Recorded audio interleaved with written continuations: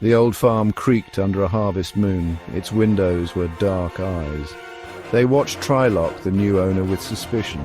He had inherited the farm from his grandfather. Trilok had only been here once as a child. He remembered the stories, the whispers of strange occurrences.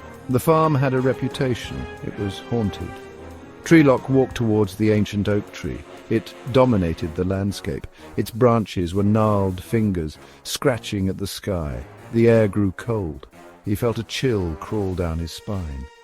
3 figures flickered into existence beneath the oak. They were transparent, wispy, ghosts. One ghost was a woman in a flowing white gown. Her sorrowful eyes seemed to follow Elias. A shiver ran down his spine. The second ghost was a tall man who wore dark clothes. A look of anger contorted his transparent face. The final ghost was a Lady Sham, his spectral form shimmering with mischief. Trilok stood frozen, caught between fascination and fear. He had always scoffed at ghost stories, but now, faced with the spectral trio, his skepticism crumbled. He felt an undeniable pull towards them. They were trying to communicate. They needed something from him. The woman in white stretched out a translucent hand. She pointed at the oak. Its leaves rustled, though there was no wind. The air crackled with energy. Elias felt a warmth spread through his chest. It emanated from the tree. It felt ancient, powerful. As Trilok watched, the oak began to glow. The light intensified. The 3 ghosts swirled around the tree. They were like moths drawn to a flame.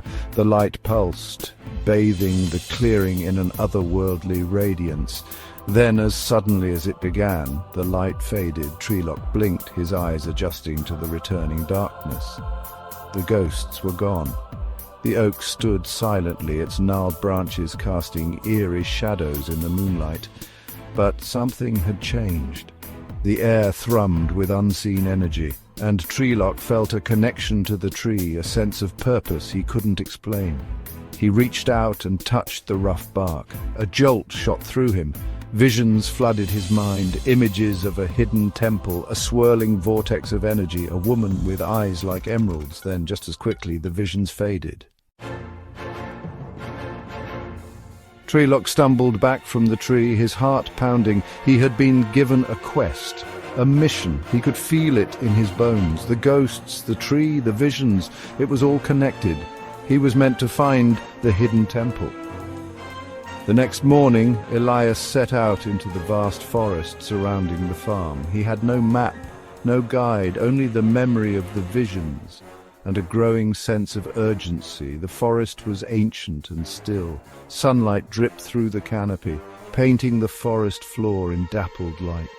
Days turned into nights. Trilok pressed on, his clothes torn, his body weary. He followed his intuition, a whisper in his soul guiding him forward. The forest seemed to test him, throwing obstacles in his path. But he was driven by the memory of the ghosts and the promise of the hidden temple. And finally, after what felt like an eternity, Trilok stumbled into a clearing. In the center, half hidden by vines and creepers, lay the ruins of an ancient temple. It was built from massive stone blocks, carved with intricate symbols that seemed to writhe and shift in the flickering sunlight. A sense of awe and trepidation washed over Trilok. The air hummed with power. He knew he had found something ancient, something significant. The entrance to the temple was a giant archway shaped like a serpent's head. Its eyes, once probably glittering jewels, were now empty sockets that seemed to follow Trilok's every move. Trilok took a deep breath and stepped across the threshold. He felt a shift in the air as if he had passed through an invisible barrier. The forest sounds faded, replaced by an unnatural silence. He was inside the serpent's maw.